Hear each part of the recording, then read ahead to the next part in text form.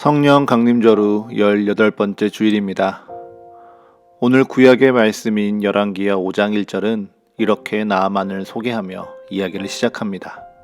아람 왕의 군대 장관 나아만은 그의 주인 앞에서 크고 존귀한 자니 이는 여호와께서 전에 그에게 아람을 구원하게 하셨음이라. 아멘. 여호와 하나님께서는 아람의 군대 장관 나아만에게 역사하셨습니다.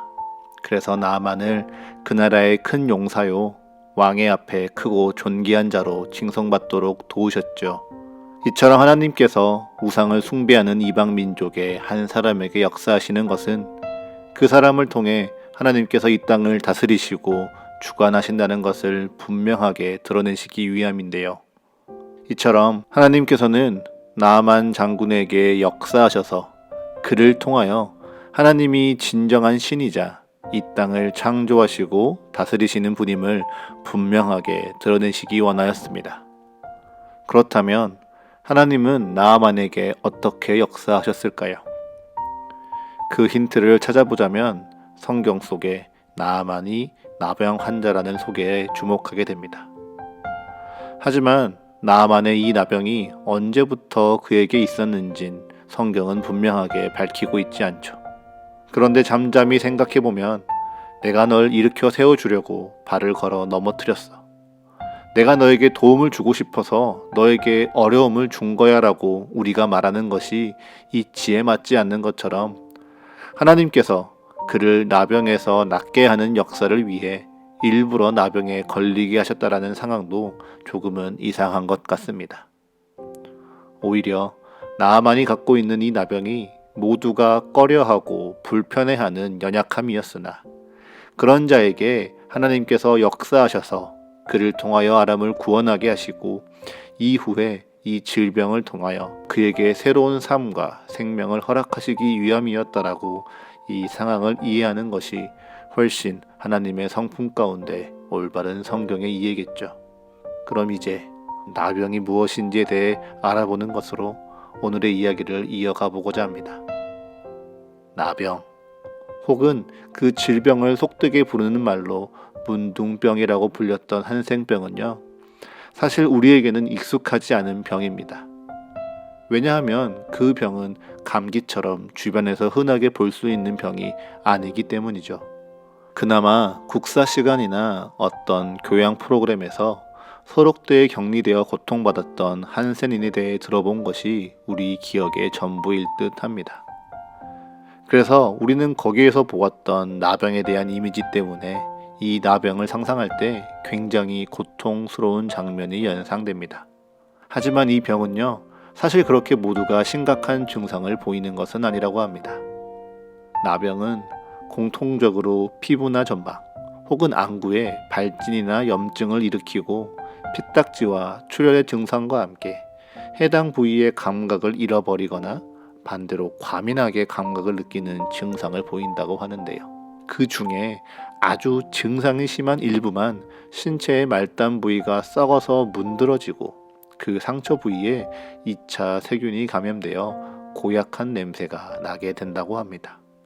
이러한 다양한 나병의 증상에 대하여 레위기 13장에서 동일하게 기록을 하는데요. 해당 본문에는 피부에 뾰루지가 나는 경우, 피부에 색점이 생기는 경우, 피부에 흰 점이 돋거나 털이 휘어지는 경우, 불그스름한 색점이 생기거나 그 부위에 털이 휘어지는 경우, 머리나 수염에 상처가 있는데 그것이 우묵하고 노르스름하게 색이 변하면서 가는 털이 나는 경우 등 다양한 나병의 상황에 대해서 묘사하고 있습니다. 이처럼 신체에 특정한 표시가 난다거나 피부색이나 머리색이 달라지는 경우 그 부위와 주변 상황의 변화를 검사해서 제사장은 그가 나병인지 혹은 나병이 아닌지 판정하게 되죠. 그렇게 그 사람을 제사장이 나병으로 판정하면요, 그들은 즉시 자신이 살고 있던 도시와 사회에서 분리되어야만 했습니다. 그 이유는 그 마을이 나병에 노출되어서 이 질병이 감당할 수 없을 정도로 퍼져나가는 것을 막기 위함이죠. 그래서 그들에게는 이 나병을 앓는 동안 반드시 지켜야 할 규칙이 있었습니다. 그 규칙에 대해 레위기 13장 45절과 46절은 이렇게 기록합니다. 나병 환자는 옷을 찢고 머리를 풀며 윗입술을 가리고 외치기를 부정하다, 부정하다 할 것이요. 병 있는 날 동안은 늘 부정할 것이라.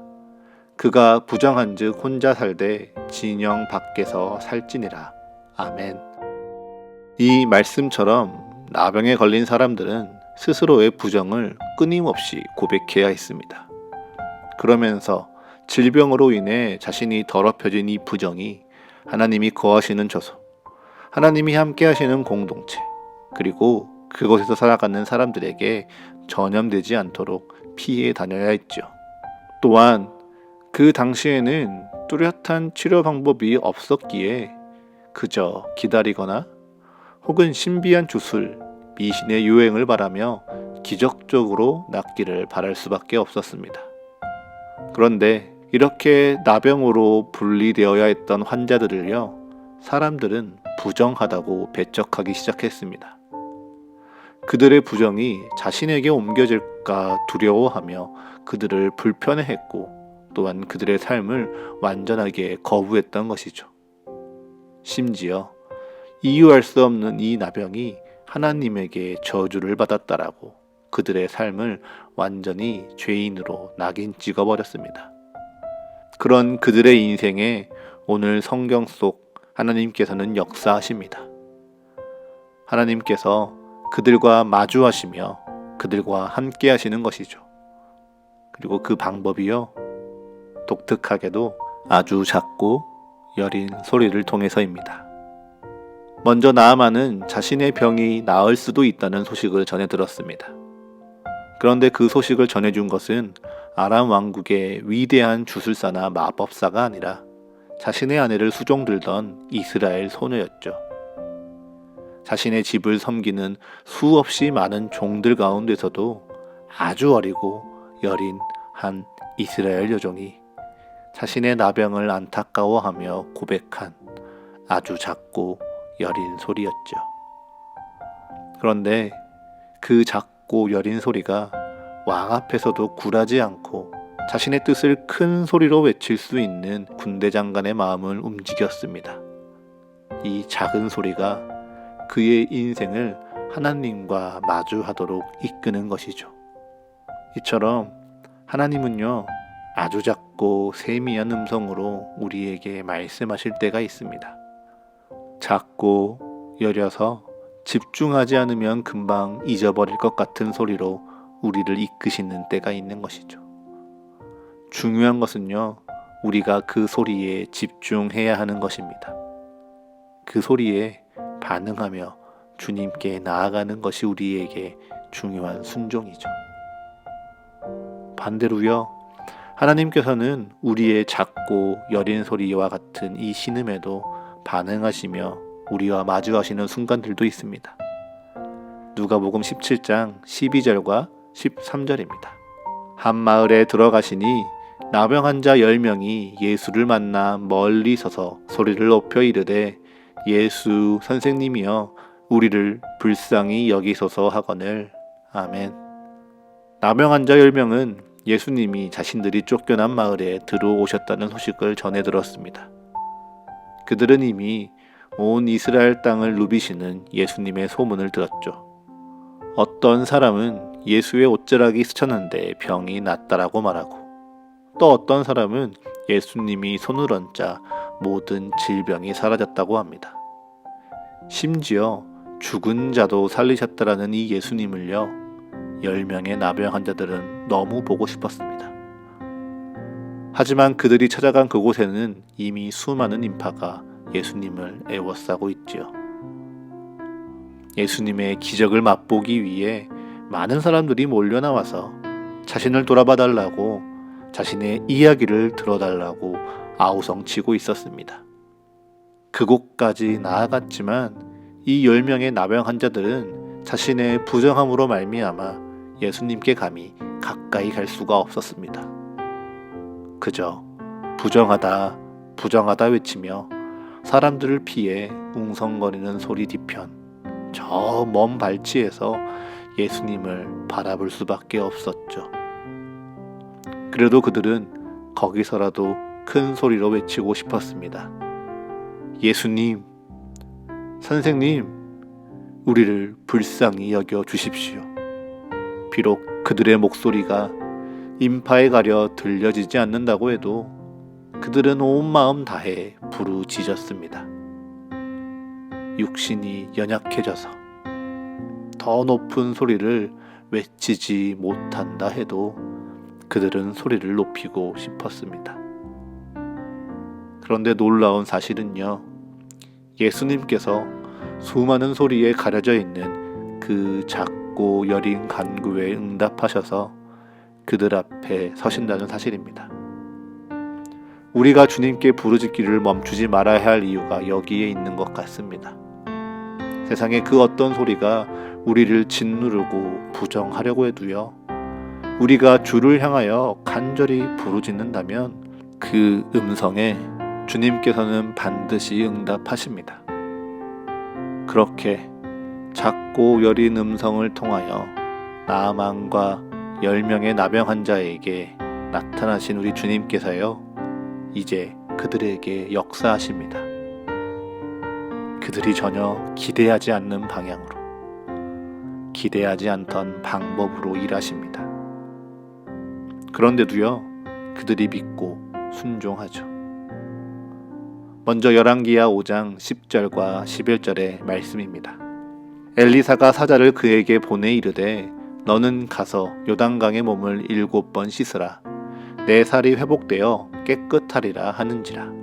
나아만이 노하여 물러가며 이르되 내 생각에는 그가 내게로 나와서서 그의 하나님 여호와의 이름을 부르고 그의 손을 그 부위 위에 흔들어 나병을 고칠까 하였도다. 아멘. 나아만은 자신에게 나와 스스로 마주하지 않는 엘리사에게 분노했습니다. 사실 나아만은 이미 수많은 주술을 경험했습니다. 아람 왕국에 이름 있는 주술사나 제사장이 찾아와서 림문 신의 이름을 부르며 자신의 환부 위에 손을 흔들고 갖가지 제사와 의식을 드리는 것을 경험했죠. 그런데 여기 이스라엘의 선지자라는 사람은 감히 자신 앞에 나타나지 않습니다. 심지어 그가 기대했던 색다른 제사나 주술적 행위는 전혀 없고 오히려 요단강에 가서 몸을 씻으라고 하니 화가 났습니다.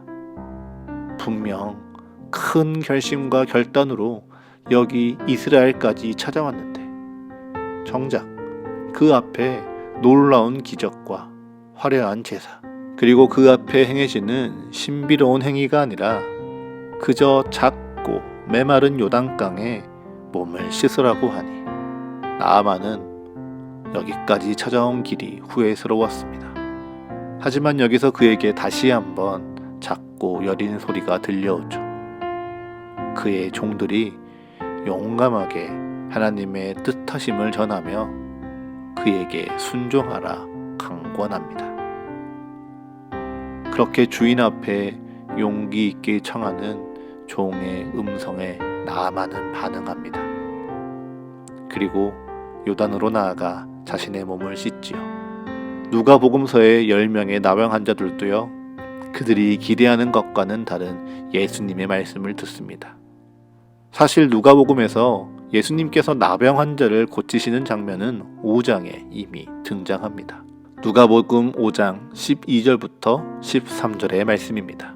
예수께서 한 동네에 계실 때에 온몸에 나병 들린 사람이 있어 예수를 보고 엎드려 구하여 이르되 주여 원하시면 나를 깨끗하게 하실 수 있나이다 하니 예수께서 손을 내밀어 그에게 대시며 이르시되 내가 원하노니 깨끗함을 받으라 하신대 나병이 곧 떠나니라. 아멘. 분명 예수님께서는요, 사람들이 꺼려하는 나병 환자에게 손을 내미셨고 그의 몸에 손을 대셨습니다.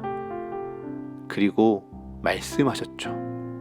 내가 원하노니 깨끗함을 받으라. 그런데 이번에는 이 10명의 나병 환자들에게 그저 제사장에게 가서 너희 몸을 보이라고 말씀하십니다. 그 어떤 만져주심이나 그 어떤 위로의 말씀이 아니라 그저 제사장에게 가서 몸을 보이라고 말씀하실 뿐이죠. 분명 나아만에게는요, 자신에게 익숙했던 혹은 자신이 옳다고 생각하는 치유의 방법이 있었습니다. 이 10명의 나병 환자에게도요, 이미 자신들이 익히 들었던 예수님에게 기대하는 놀라운 치유의 방법과 치유의 말씀이 있었죠. 그런데 이 주님은 전혀 다른 게, 그들이 기대하지도 않고 경험하지도 못한 방법을 말씀하셨습니다. 그리고 이에 순종하는 자들에게 기적을 베푸시며 연약한 몸이 온전히 깨끗해지는 새로운 삶, 그리고 새로운 기쁨을 회복시키시죠. 그리고 그 기적을 통해 경험케 하시는 기쁨을 통하여 이제 주님은 묻고 계십니다. 나는 너의 기쁨이 되고 싶은데 너는 나의 기쁨이 되어 주겠니? 나병 환자 10명은 제사장들에게 가던 중 몸이 깨끗해지는 놀라운 기적을 경험했습니다. 새로운 삶을 분명 거저 선물 받았죠. 매우 기뻐할 일입니다. 그런데 더 놀라운 사실은요, 그들 중 9사람은 자신에게 기쁨을 선물하신 예수님께로 돌아가지 않았습니다. 9사람이 왜 예수님께로 돌아가지 않았는지 성경은 그 이유를 분명하게 드러내고 있지는 않습니다. 하지만 우리는 생각하게 되죠. 9사람은 그들의 가족에게로 돌아갔구나. 자신들이 살던 세상으로 떠나갔구나. 나병이 아니라면 그들이 속하고 싶었던 그 땅으로, 자신들의 만족과 유익을 채우며 살아갈 수 있는 그 세상으로 떠나간 것입니다. 굳이 하나님 나라의 가르침을 전하며 이 땅의 유익과 즐거움이 아니라 하나님의 뜻을 따르며 고생하고 싶지 않았던 것이죠. 여유와 기쁨을 누리기에도 부족한 이 세상의 삶에서 어렵고 고된 예수님의 그 길을 따르고 싶지 않았기에 다시 살아나는 그 기쁨을 경험하고도 그들은 예수님이 아닌 세상으로 돌아가 이 세상이 주는 기쁨을 쫓아 산 것입니다. 그런데 사마리아 사람은 예수님께로 돌아왔습니다. 그리고 예수님의 기쁨이 되기를 원하였죠. 아람 왕국의 군대 장관 나아만 또한 마찬가지입니다. 그는 하나님의 놀라운 기적을 경험한 후 살아계신 하나님의 기쁨이 되기를 원하였습니다. 지금껏 살아왔던 우상을 숭배하고 세상의 유익과 기쁨을 쫓는 인생이 아니라 오직 살아계신 여호와 하나님만을 따르는 인생으로 나의 삶 속에서 나의 영광과 나의 의를 드러내는 것이 아니라 하나님께 영광을 돌리는 인생으로 주님의 기쁨이 되기를 기꺼이 결단한 것이죠. 그리고 그들에게 주님은 말씀하십니다. 일어나 가라. 내 믿음이 너를 구원하였다. 평안히 가라. 내 믿음이 너를 구원하였다. 신앙을 가진 사람들이라면요, 누구나 하나님이 이 땅에 모든 것을 주셨다라는 사실을 머리로는 알고 있습니다. 우리가 먹고 마시고 누리는 그 모든 것이 다 하나님께로부터 말미암았다는 사실을 아는 것이죠. 그런데 우리는 머리로 알고 삶으로 누리는 그 은혜를 마음으로는 기뻐하지 못합니다. 왜일까요? 그것은 우리가 먹고 마시고 누리는 그것이 워낙 일상적이고 당연한 것이기 때문입니다. 당연한 것에 기뻐하는 사람이 어디 있습니까? 그러니 당연한 것을 주시는 주님께 감사하지도 않죠. 오히려 내 인생에 없는 것들, 변화되고 싶은 것들, 이뤄야 하거나 꼭 이루고 싶은 것들을 주목하며 살아갑니다. 그리고 그것을 반드시 이루어야 할 그때 우리는 열심히 기도하고 찬양하고 예배합니다. 그리고 그것을 이루어 주시고 변화시켜 주시는 하나님께 감사하며 기뻐하죠.